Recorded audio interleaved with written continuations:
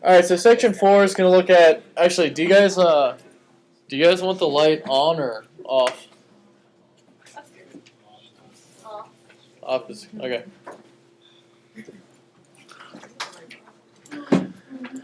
All right, so section 4 covers elasticity, and then we're going to do a little bit on consumer and producer surplus. So first, we're going to talk about the price elasticity of demand. You guys should remember that. Hopefully, you'll remember from just taking that test that demand looks like this. Right? Oh, so that's what Yeah. Yeah. So we have this downward sloping demand curve. So what kind of relationship do we have between price and quantity demanded? Or our inverse. So they move in opposite directions. So it's this law of demand. So our price elasticity of demand just measures the responsiveness, or how much it changes whenever we have a change in price, so how much quantity change we get. The idea is that, I'm sure all of you have heard the term elastic before. What's an item that you think is elastic? Rubber band. Exactly, right? Something you can just sit there and snap. You can stretch it, it's easy to move around, right? Because it's easy to change, it's elastic. Whereas this desk right here, I'm pretty wimpy in the arms, so I can't really move this desk around too much. So I would consider this desk inelastic. It's not easy to move. Whereas a rubber band is easy to move. So whenever we talk about something being relatively elastic, then it's highly responsive. It means we have a lot of change. So if we're talking about highly elastic for price elasticity, then we have something that's really like a rubber band, really changing when price changes.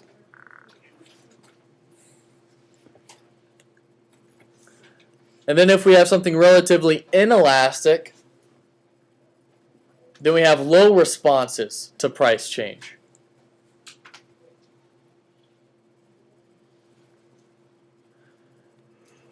So we have this idea that the elasticity of demand is our percentage change of quantity demanded of our good X over the percentage change of price of that good X.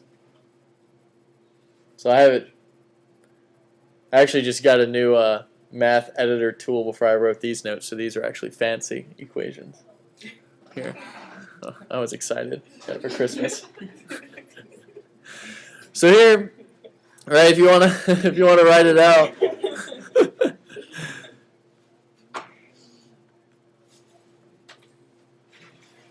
We have our percentage change and quantity demanded over our percentage change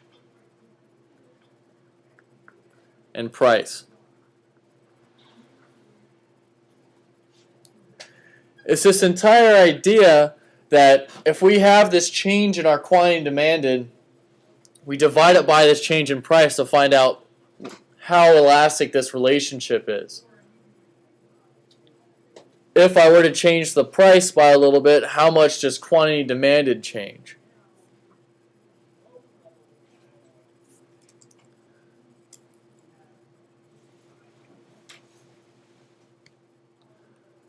One of the things that we do is that we use averages, right? It's this idea of abstracting within economics. So one of the things we do is instead we take the average quantity and the average price. We use this something called a midpoint formula. So this right here, that's just equal to the percentage change in quantity demanded.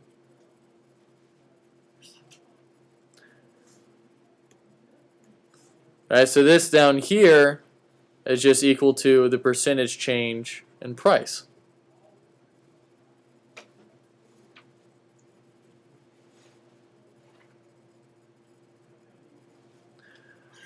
When we use percentages, we get a better feel of the actual effect itself.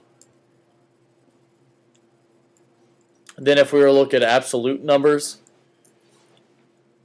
And it's going to be a lot easier to compare different types of goods if we use percentages of the elasticities of the demand. So if we were to look at the demand for Lamborghinis or the demand for bananas, right? If there's this big change, if we use percentages, we can see a big change.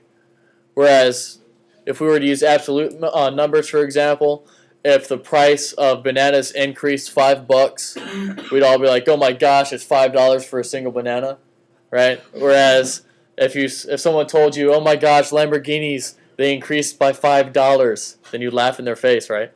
Just like, what's $5 when you're spending a few $100,000? It's this entire idea that we're looking at these percentages. And we also eliminate the minus sign. This is to make it easier for you guys. So we take, once we get this percentage change, just turn it into an absolute value.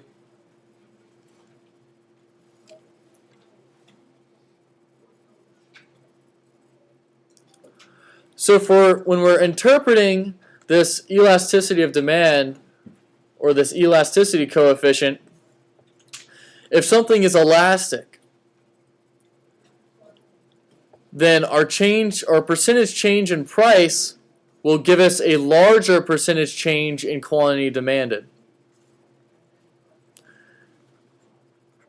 So if we have a percentage change of price equal to say 2, then our percentage change in quantity demanded would have to be greater than 2. Right? It has to be a bigger percentage change, for example. So when this happens, our elasticity of demand will be greater than 1. It's very important that you guys remember when something is elastic, the coefficient is greater than 1. The coefficient will be larger than 1.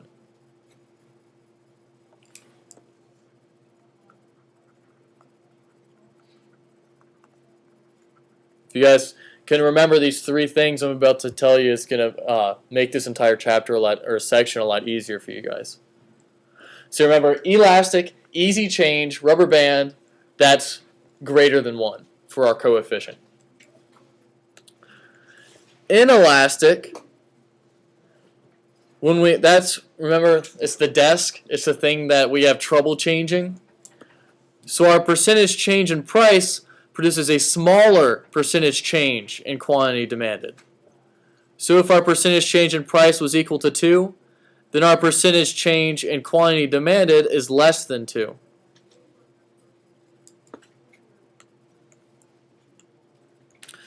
So when we have inelastic demand, then our coefficient will be less than 1.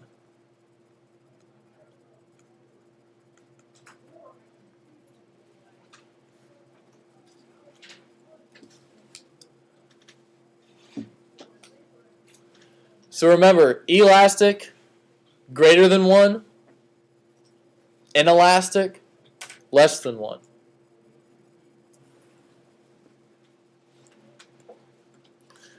Alright, the third one is unit elastic.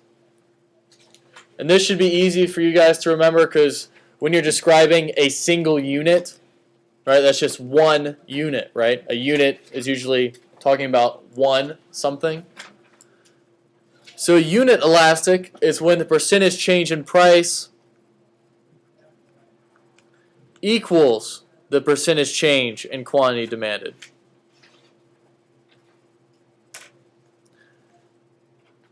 So the coefficient is equal to 1.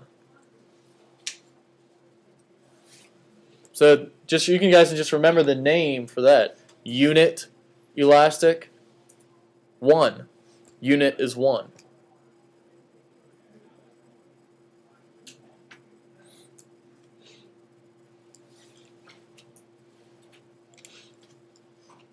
And another way to think about this elastic and inelastic, actually, you can just say the percentage change in price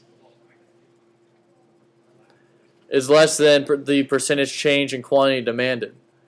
So that your quantity demanded has a bigger change than your change in price. And then for this inelastic demand, your percentage change in price is greater than the percentage change in quantity demanded.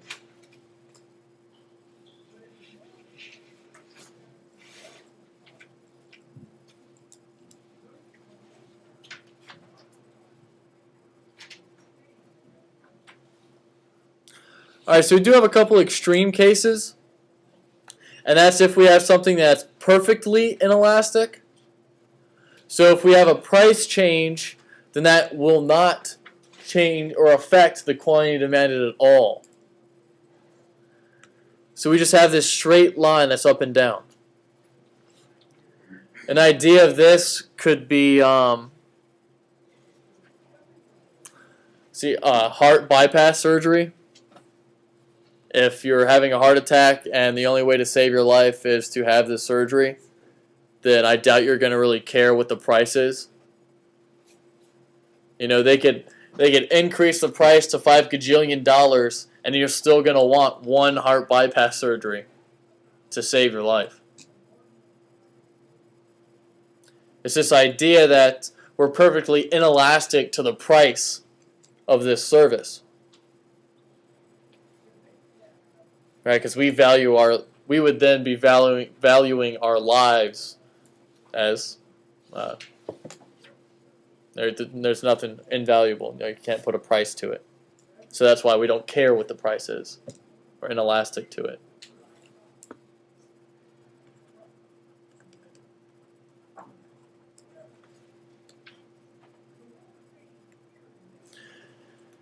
Then the other extreme case is when something is perfectly elastic. And that's when we have this horizontal line for demand. So even if we have a small price reduction, then buyers will increase their purchases from 0 all the way to infinity. So the elasticity of demand will just be equal to infinity.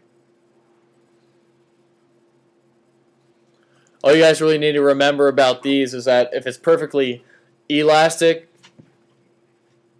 then we have this flat line. And then if it's perfectly inelastic, it's straight up and down.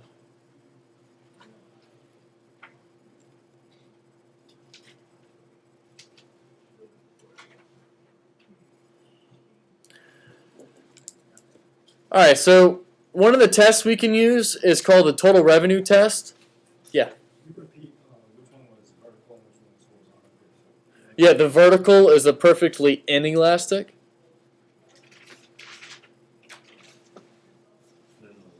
And then the flat is perfectly elastic. Yeah. All right, so total revenue is just the total amount of money that people are paying for our products if we're the seller. Remember I talked about this in one of the previous sections when I told you guys what total profit was equal to total revenue minus total cost. And then our total revenue is just how much money we're getting for selling our goods.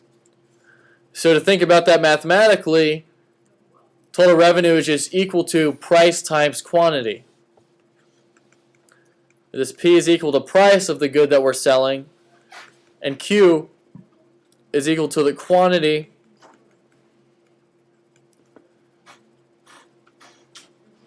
or the quantity being sold.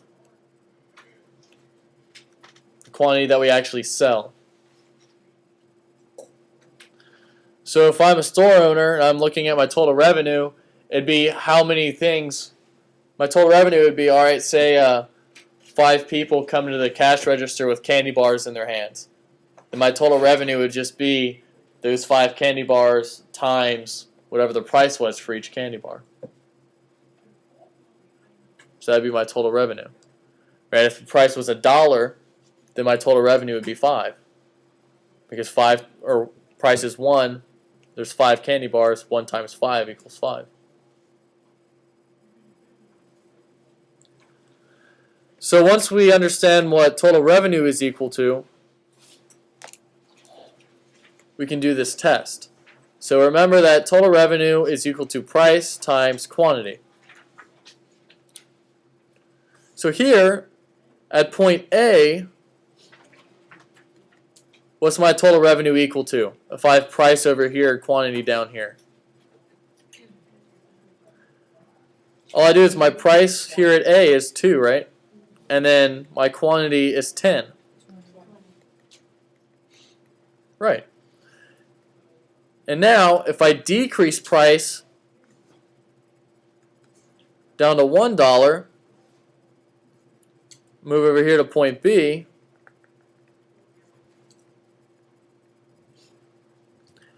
what happens to my total revenue? So, in this instance, price decreased, and what happened to total revenue? It increased from 20 to 40. What kind of relationship do we have between price and total revenue? Right, an inverse relationship. And we have an elastic demand curve, or demand line in this instance.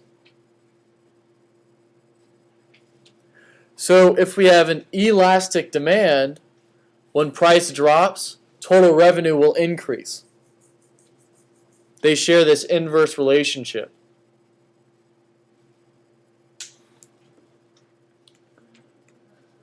Now what if we look at an inelastic demand curve?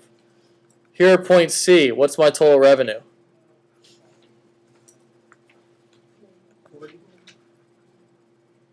Right, 40. So I kind of drew over it, over the 10 there for you guys.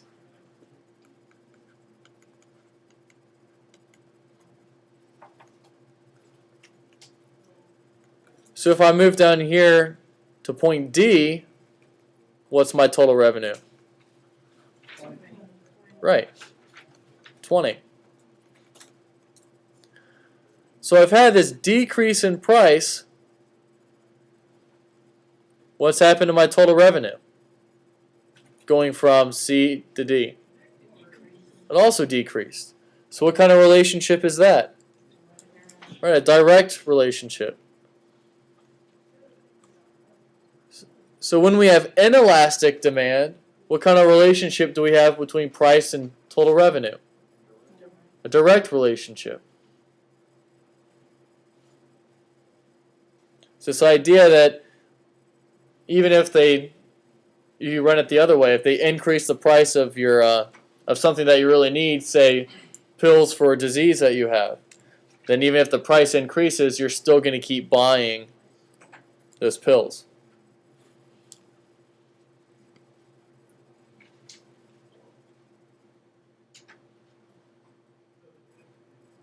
And then lastly, we have this unit elastic. So here at point E,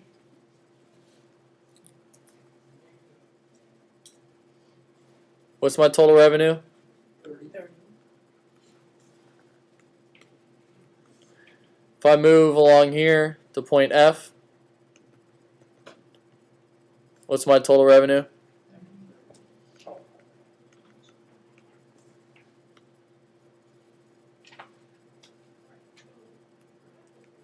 So in this,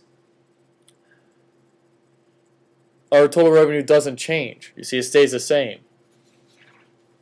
And that's because the percentage change in our price is equal to the percentage change in our quantity. Another way to think about this total revenue test, circle that real quick, is this idea that if something's elastic, you're looking at total revenue. If something's elastic, if we have this small drop in price, remember the percent change in quantity demanded is larger than the percent change in price if we have something that's elastic. So if we have this little change in price, this change in quantity demanded has to be bigger than price for something that's elastic. right? Because it's easy when we have a change in price. Elastic it's easy to move around, right? Easy thing to move around. It's this rubber band. So quantity demanded has this big change. So as you can see, here the difference between that little arrow and this big arrow is we have this increase in total revenue.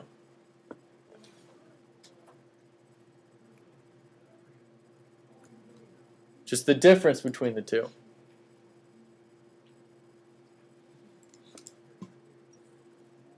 See, we still have this inverse relationship between price and total revenue.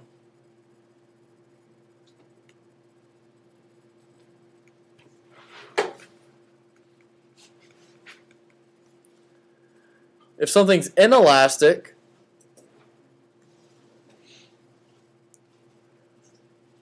we can have this change in price. And is a percentage change in quantity demanded going to change less or more than price? If it's right, it's less because it's like this desk. I can't move it. It's not going to move. So even if price decreases big, we just get this itty bitty little tiny increase in quantity demanded. So now you just look at the difference, right, between the two, and we still have a decrease in total revenue.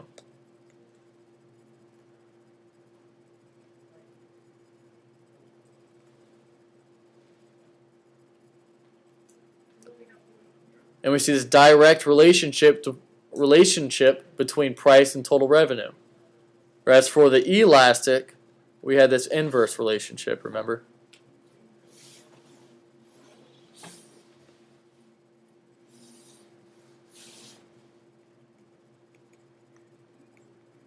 For this unit elastic, if I have a decrease in price, is my change in quantity demanded going to be less than, greater than, or the same? It's the same.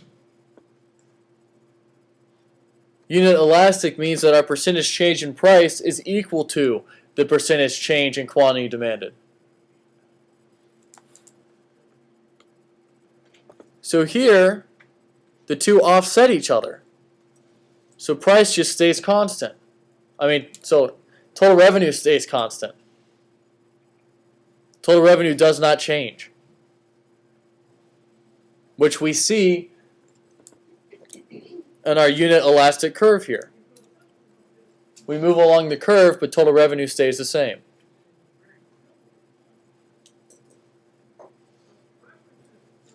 Does that make a little bit more sense to you guys? That way. I have a question. Yeah. For the inelastic, the total revenue going down, is that constant or just per this graph? Oh, the inelastic inelastic is not referring to this graph right here. Right, but Right. but for the one that it refers to inelastic, does the total revenue always decrease If price is For any- decreasing. for an inelastic relationship? Yeah. So what would be an example if we have an inelastic relationship if total revenue was increasing?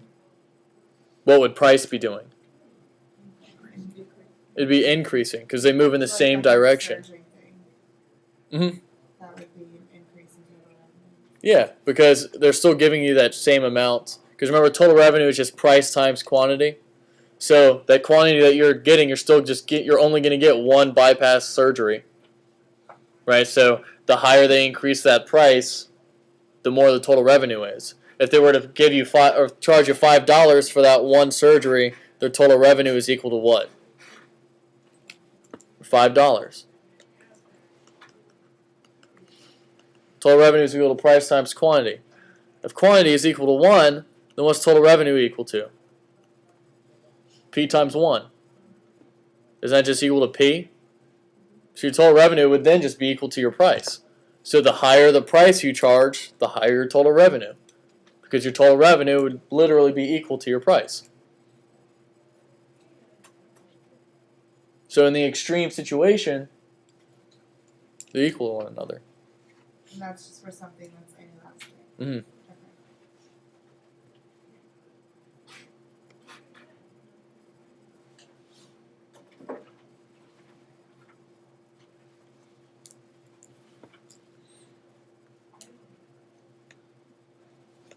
So again, it's very important that you guys remember that our elastic demand has a coefficient that's greater than 1. Our inelastic demand has a coefficient that's less than 1. And then our unit elasticity, we just have an elasticity of demand that's equal to 1.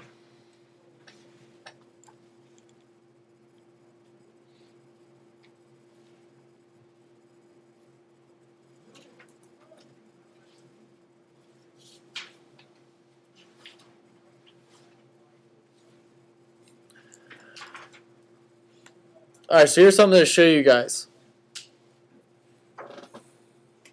So,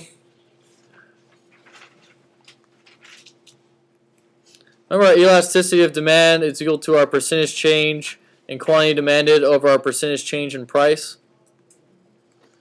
This is equal to our change in quantity demanded over our average quantity demanded divided by our change in price over the average price. So,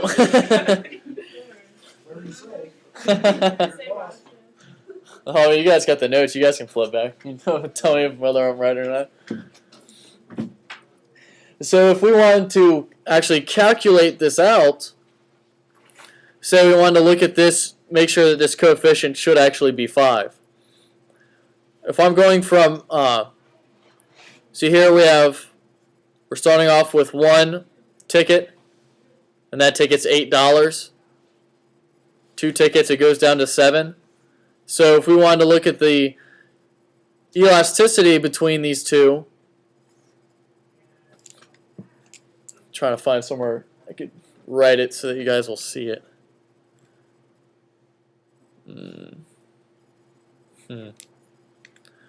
Let's write on here. Alright, so we started off with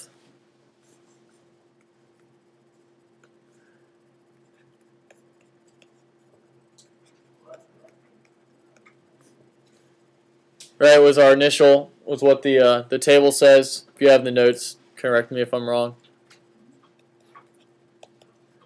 So remember, our elasticity of demand is going to be equal to the change in our quantity.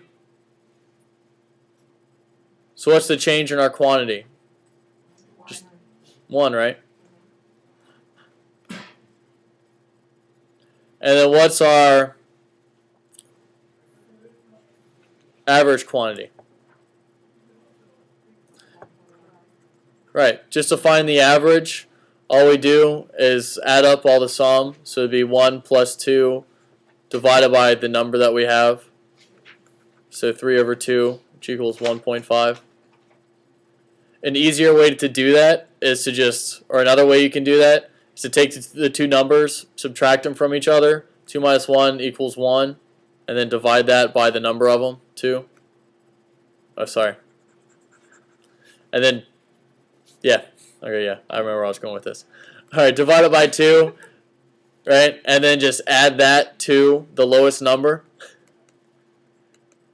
So that would give us 1.5 if it let me write it. Yeah, it's just averages. You guys can Google the term average and just go come up with the equation. Yeah, if you don't want to remember it. So then we also get, so down here we have our change in price over the average price. So what's our change in price? Right, 1. 8 minus 7 equals 1. And then what would be our average price? 7.5. 8 plus 7 equals 15 divided by 2 equals 7.5.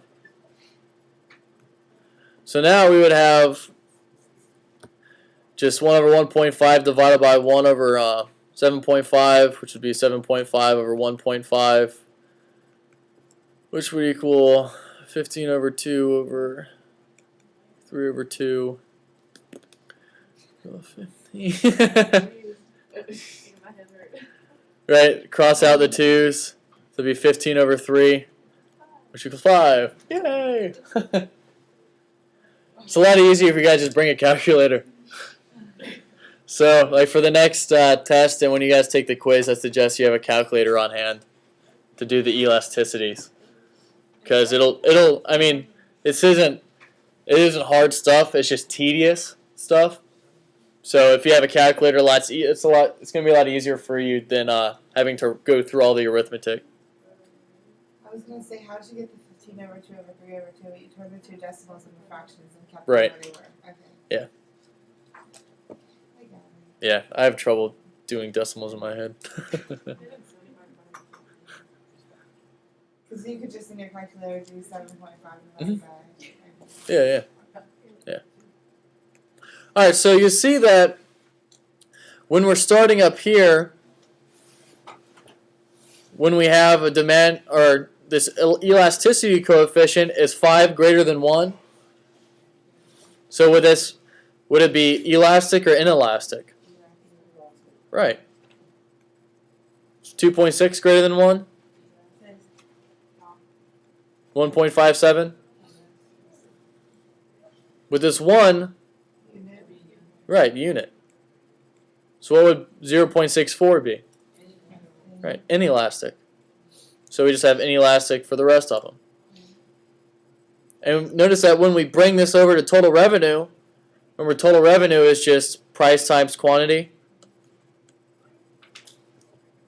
1 times 8. Remember this is in thousands, so really this is 1,000 over here. That's why they get 8,000. So, but then it shows you that the change between these is elastic because 5 is greater than 1. Now, if we were to look at a single demand curve, we'll actually find that along this same demand curve, depending on where we lie, it will be either elastic, unit elastic, or inelastic. I'm sure this might seem kind of weird to you guys at first that the same line could have these different properties. One way to think about it that I've found that students enjoy, or at least makes sense to them, is that think about two different types of goods.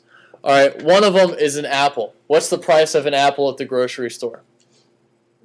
50 cents. 50 cents, right? None of us even know the exact price of comparable apples, whether we go to buy one at the gas station or if we go to buy one at Farm Fresh, or if we're going to go to Kroger's. Well, I almost did that once. I'm glad I didn't. It would have ruined my example. But it's this idea that we're inelastic to it. We don't really care what the price of an apple is because it's so low. So an apple would be somewhere like around here, right? The price of an apple would be lower. It'd be in this range of a good being inelastic.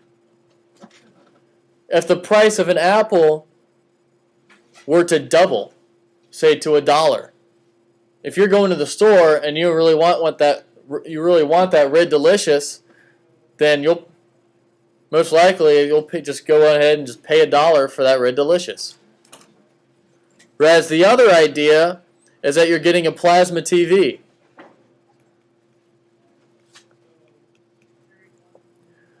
Now, when you're thinking about buying a plasma TV, do you just stroll up into Best Buy and say, hey, I want a plasma TV? Or do you research it? Right? You spend time looking at Walmart, you look at Target, you look online to see what you can get for deals. You might wait around until something goes on sale. Or you go to eBay. What are you doing? You're comparing prices. So you're changing the quantity at which you buy from each producer based on the price, right? You're flexible. You're researching. You're doing all this extra stuff. You're switching, going around to these different stores. You're changing because you are elastic to the price. And aren't the prices of plasma TVs a lot higher than the prices of apples? Yeah. So we have up here, at this higher demand, at this higher prices, is where we have these plasma TVs, where we're elastic, right? It's easy for us to change between who we're going to buy it from, depending on what price they have.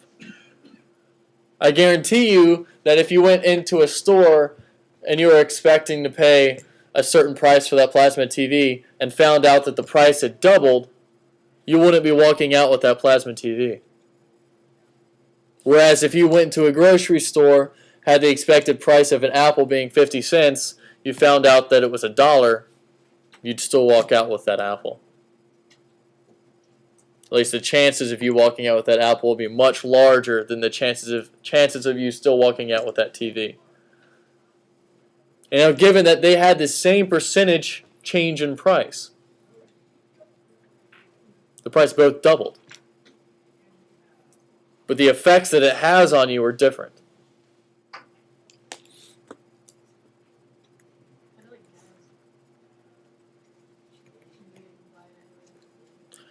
So the higher the price that gas gets, the more flexible you are, right? None of us are really worried about gas until it started going up really high, and then we start thinking about, all right, how do I plan my trip so that I can hit all my errands on the least number of times driving around?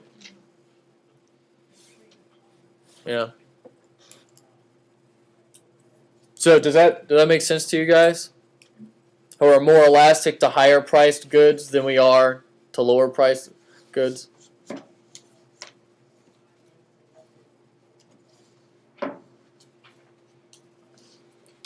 And I'll have to make this smaller.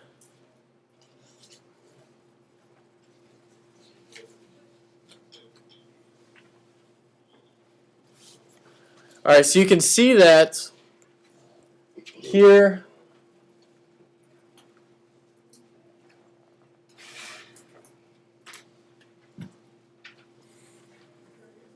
And this this brown shaded area,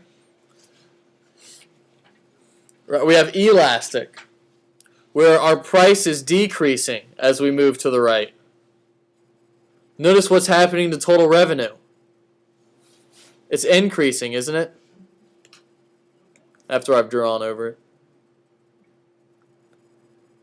So our price is decreasing, total revenue is increasing. Because remember, when we have elastic, price and total revenue have an inverse relationship.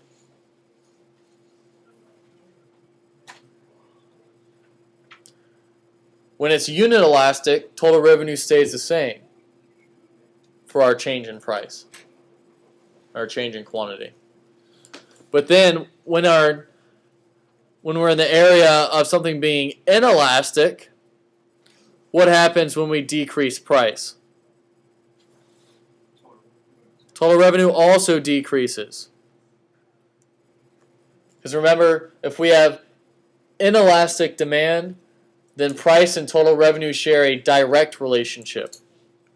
Price decreases, total revenue decreases.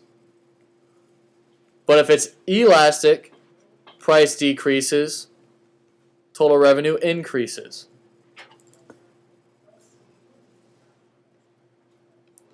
We have our elastic in the blue and inelastic in the red.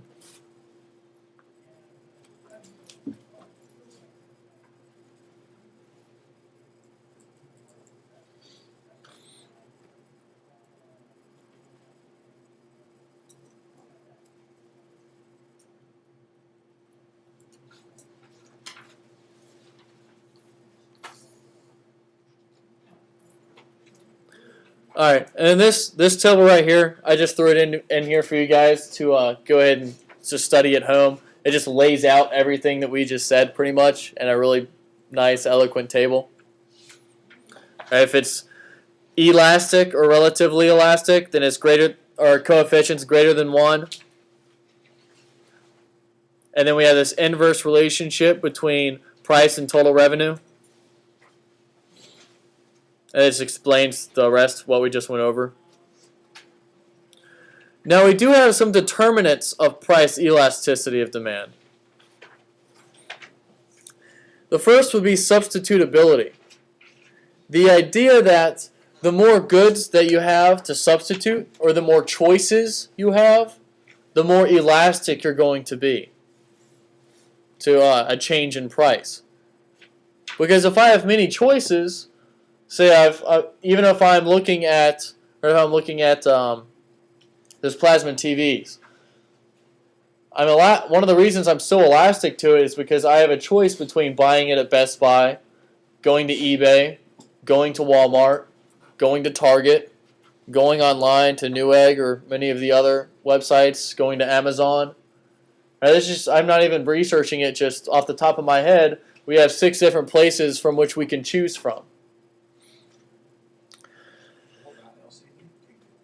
Yeah, and then you have the different types of TVs. So once you get into these, right, these are all different types of substitute goods. You got brands. Yeah, the different types of brands, all this stuff. The more choices we have, the more elastic will be the price. Because the easier it is for us to change and still get a very similar benefit from that substitute.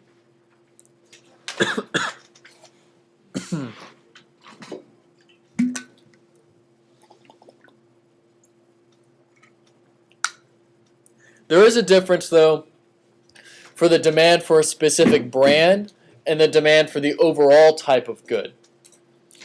Like we said, you can have it.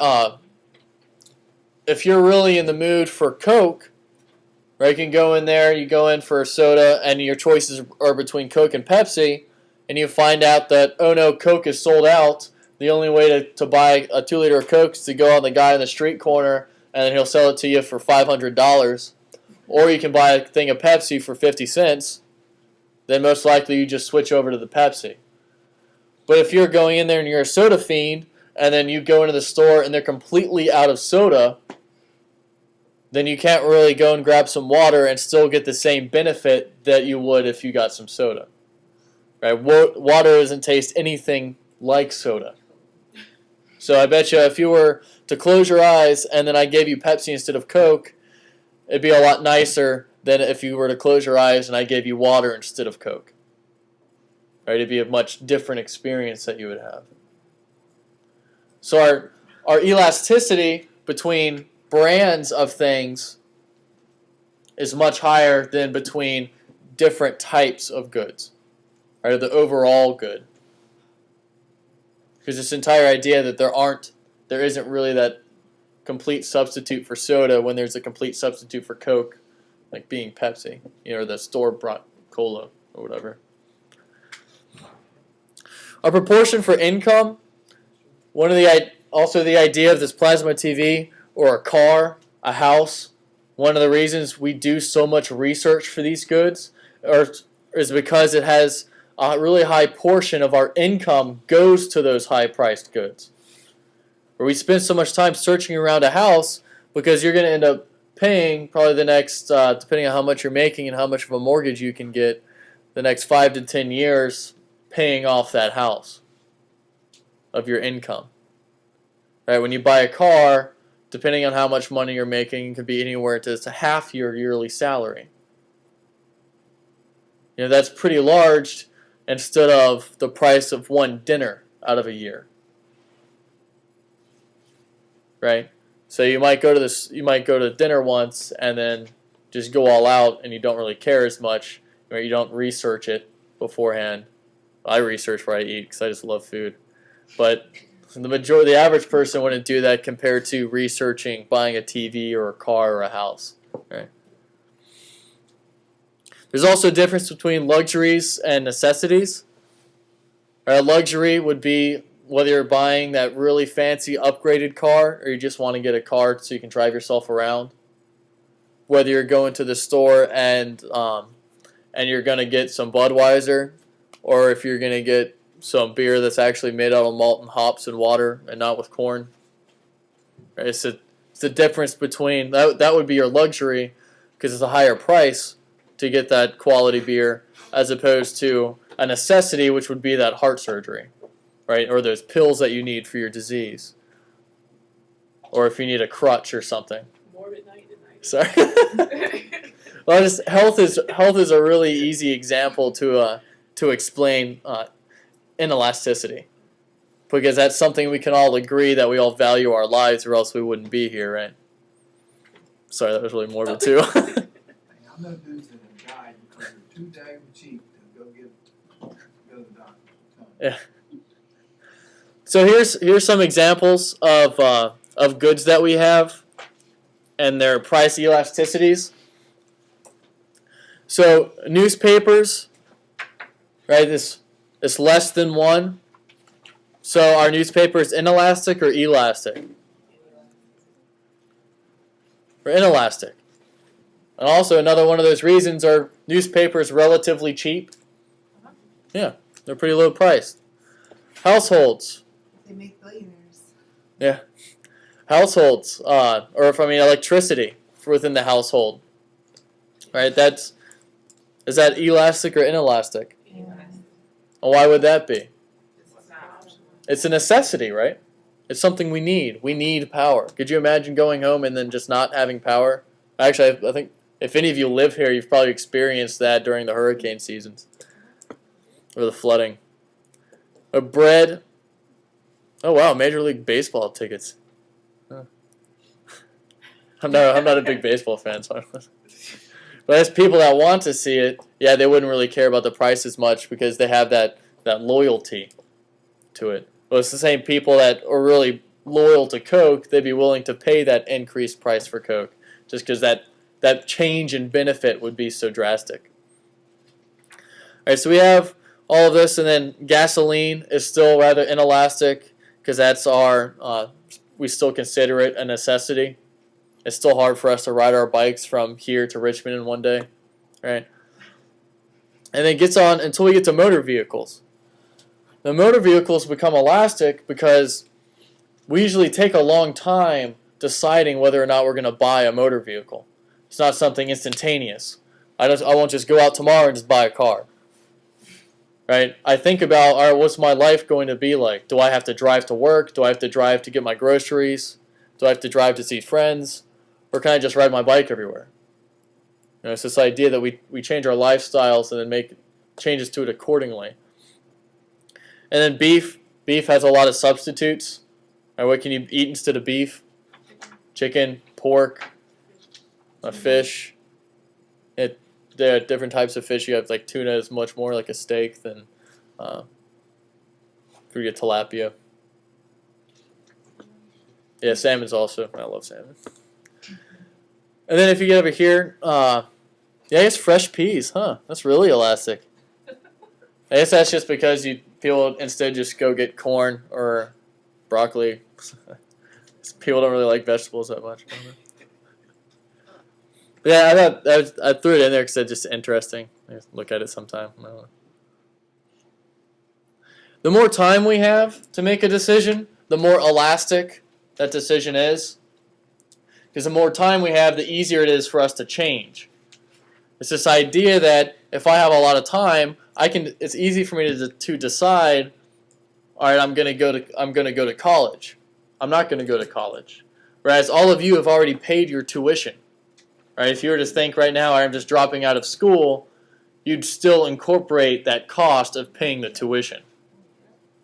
Whereas if you guys were prior to when you picked up or enrolled in this class, if you decided, no, I don't want to go to school, then you would not have incurred that marginal cost of paying tuition. So the more time you have to decide of something, then the less cost you'll get penalized for it. Right? So the more flexible you are to your changes. Some other applications for price elasticity. For crop farmers, especially corn. Corn is a huge crop. So they're very highly inelastic. Or the demand for corn is very highly inelastic. Especially we use it in everything. Did you guys know that beef is 65% saturated fat and the majority of that comes from corn? Because beef is fed corn. Sorry, it's more morbid to come at you. But yeah, and also, like, if you guys drink soda, you're drinking corn. If you guys pour syrup on your pancakes, regular syrup like you get from Aunt Mama's, or that stuff's good, but that's corn. Anytime you see anything with high fructose corn syrup, or all of that's corn. So we have all this corn in our diet, so it's relatively inelastic because it's used in so many things. So because of this, when we have our inelastic demand, if prices decrease in corn, what's going to happen to the total revenue for the farmers? It's also going to decrease. Remember, when we have inelastic demand, then we have this direct relationship between price and total revenue. So when our government subsidizes corn farmers, or if they create a price ceiling, remember a price ceiling would cause higher prices. So if we have an increase in prices, what's that going to do for the total revenue for that farmer? Increases their total revenue. So doesn't this make sense for a farmer to want to lobby for price ceilings? Yeah, that's why we get farming lobbyists in Congress doing this same thing right here. Because corn has, or large crop farming has this inelastic demand. Excise taxes are taxes on one specific good. So they're going to want to tax goods that are inelastic or have inelastic demand curves. Because if they put a tax on it, that tax will just increase price. So if a good's inelastic and the price increases, then the change in quantity demanded will be less than that % change in price. So it won't hurt that firm as much. It just hurts us, the consumers. One of the arguments for the decriminalization of illegal drugs is that people say that the demand for drugs is highly inelastic. So if they increased, or if the percentage of prices decreased, then the percentage of using, or drugs that were being used, would only increase by a little bit. Because remember, if the demand is inelastic, the percentage change in price is greater than the percentage change in quantity demanded.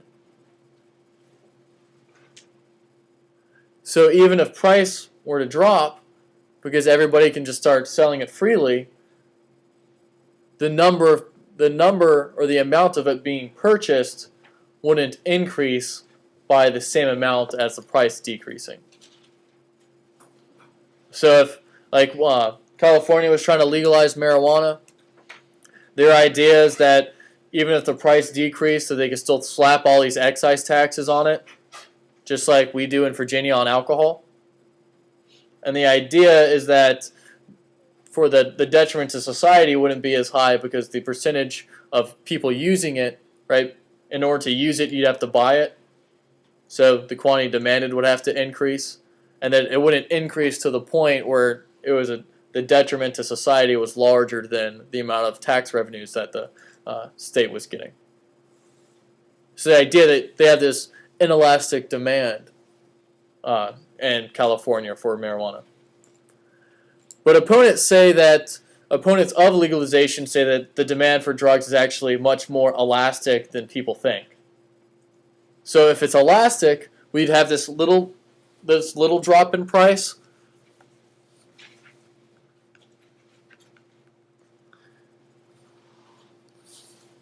Right, and then our quantity demanded would have a huge increase.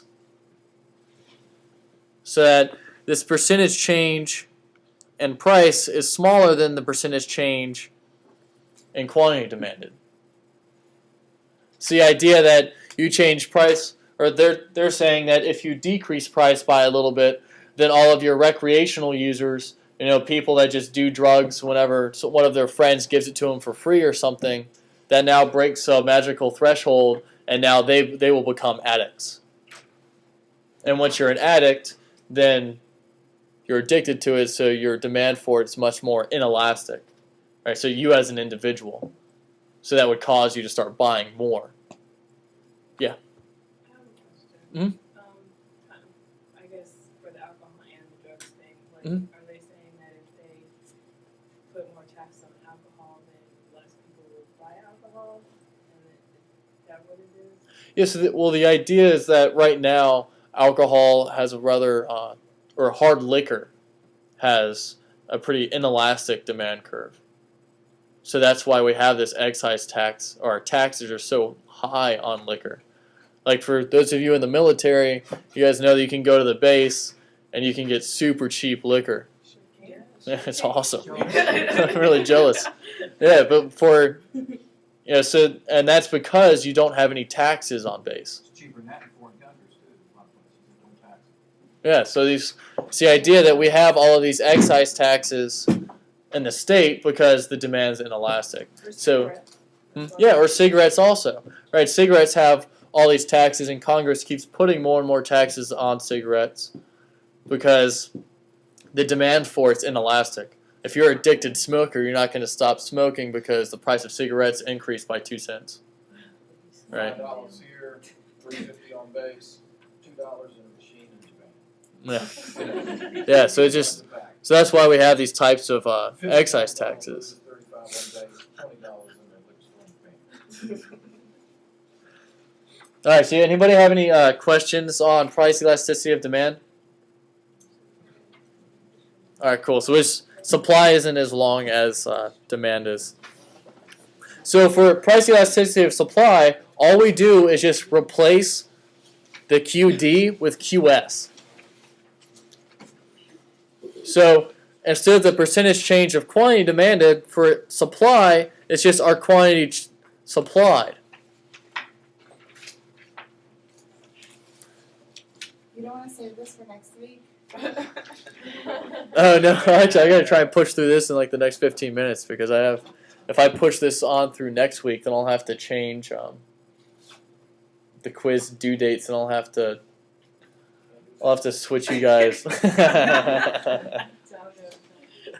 Yeah, then I'll have to finish up this one and then push through all of it the next week too.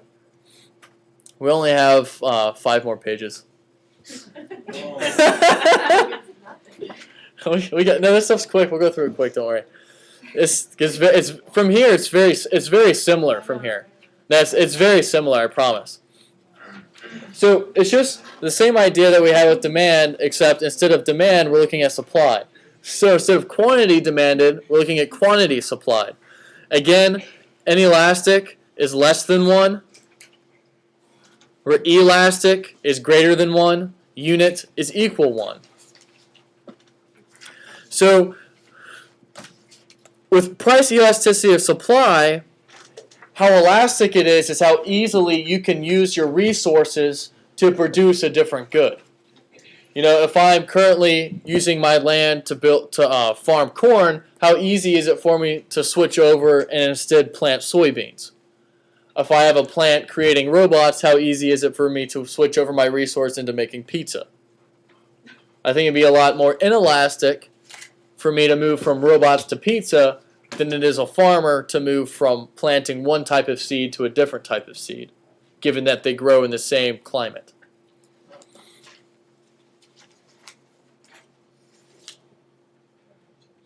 So we have the market period idea. This market period is just equal to time. So it's the time that's allowed for the supply to change. Here in this immediate market period, an idea for this could be that a farmer is at the farmer market.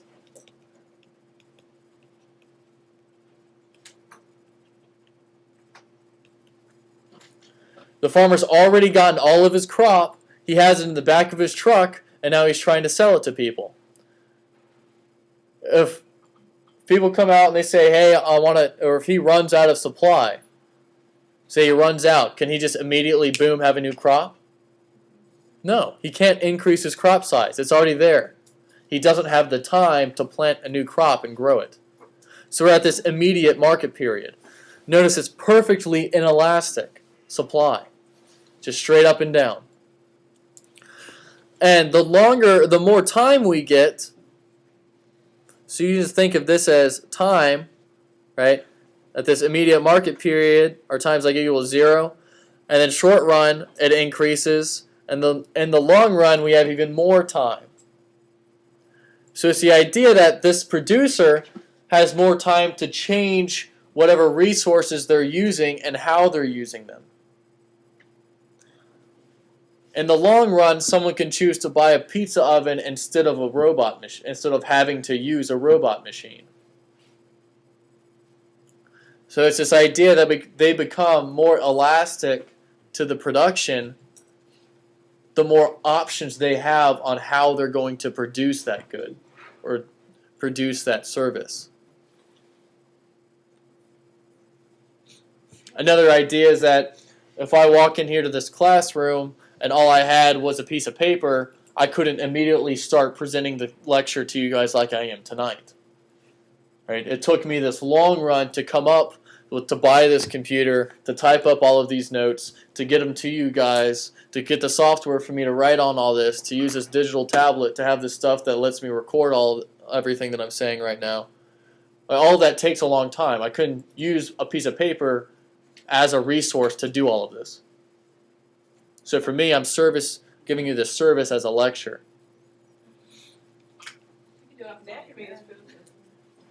Oh no! This is actually easier for me than it is if I were to come in with a piece of paper, because now I don't have to spend any time reading anything before I come into class. I just come into class, pull this up, and just blabber you guys. So a short run. It's really important for you guys to remember this definition as at least one. Should be an E right there. Input is fixed. So another reason you should come to class, because I have misspellings in my notes. So, yeah. So short run, at least one variable is fixed. So at least one resource is fixed. It's the idea that, all right, right now I'm building robots, I'm stuck with robot machines. Whereas in the long run, all inputs are variable.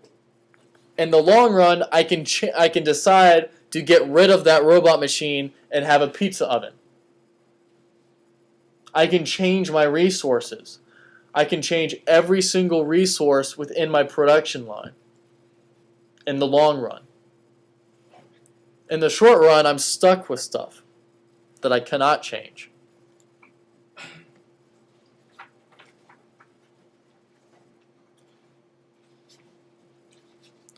For some applications of price elasticity of supply, antiques, right? Antiques are do you think antiques are inelastic or elastic? Elastic. Okay, how easy is it for me to create more antiques? It's not easy, right? So it'd be inelastic. Because if you're thinking about it as a producer, it's very hard for me to produce an antique, because I have to produce it and then it has to sit around for however many years until it becomes an antique. So 60, 80 years, I don't know what antiques are these days.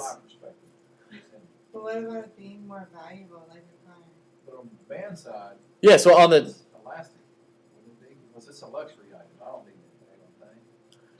anything. Yeah, so for you or for me, I wouldn't want a luxury item either. But for the person that say like needs that one luxury good, then they're willing to pay a really high price for it, because there are no substitutes from the demand side. Right? And but it's really easy to produce reproductions or to make mock-ups. It's really easy for me to create something that looks like an antique. So because of that, the supply is highly elastic. There will be a lot of them in the market. A lot of people can produce them. The supply will be a lot flatter. So antiques are elastic or No, antiques are inelastic. But the supply is elastic. It's inelastic for both. So It's the knockoffs that are elastic. right, so the knockoffs are elastic. It's easy for me to build a knockoff. It's easy for me to find a knockoff. Right? Usually there's a lot of telltale signs you can tell whether or not something's a fake. Whereas it's very hard for me to find the actual true Monet painting. Right? Those are very inelastic. People pay millions for these paintings by these deceased painters. I think it's a pretty fair thing to say that these paintings are antiques. Right? Well, the guy ain't gonna wake up and paint another one. I'll tell you that. So we also have, because we have an inelastic supply of gold, or if we have an inelastic supply of a resource, then the prices of it will also become volatile, or can become volatile. They'll be changing a lot, because as the amount of it in the market changes, the supply of it, we'll have the supply curve shifting back and forth because people don't know what's going on. Like how much gold is actually in that mine if they discover a new mine and stuff like that.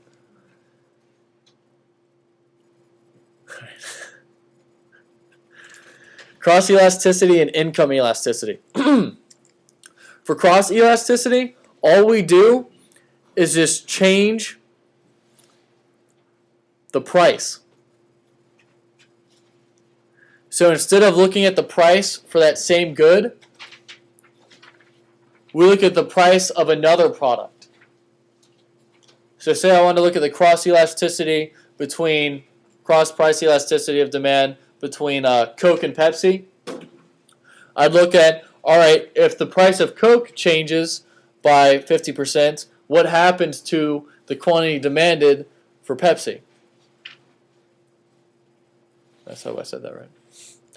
So all we're doing for this elasticity of demand, if it's cross, you have a different good for quantity demanded than for price. So you're looking at two different goods. One good, you're looking at the quantity demanded. The other good, you're looking at the price.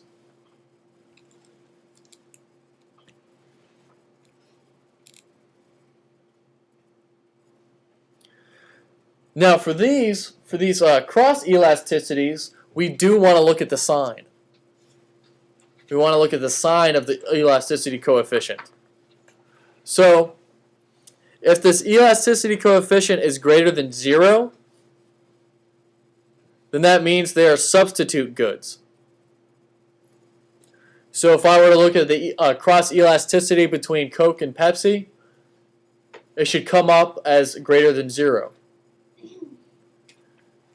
For complementary goods, the cross elasticity should be less than 0. So that means they go together. They're complementary goods. This idea of hot dogs and hot dog buns. If I were to look at the cross elasticity of the two, then it should be less than 0. Independent goods will just have a cross elasticity of near equal to 0. It doesn't matter if price changes at one, it's not going to affect the quantity demanded of the other.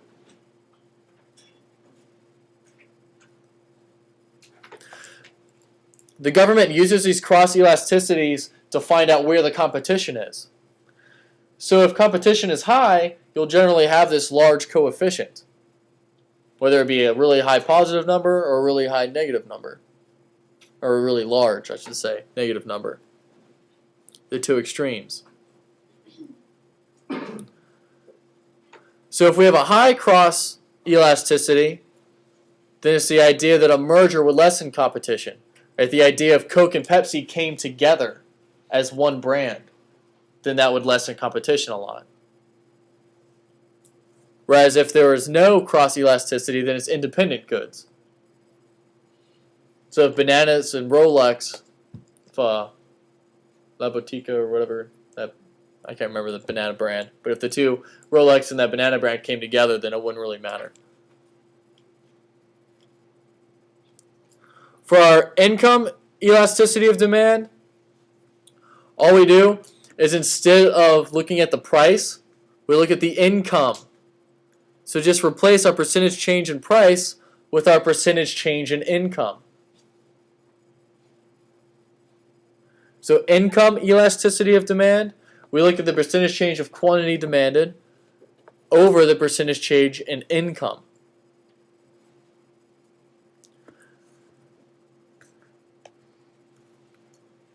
If our coefficient is greater than or equal to 0, then it's a normal good. Remember, if it's a normal good, we have a direct relationship with income.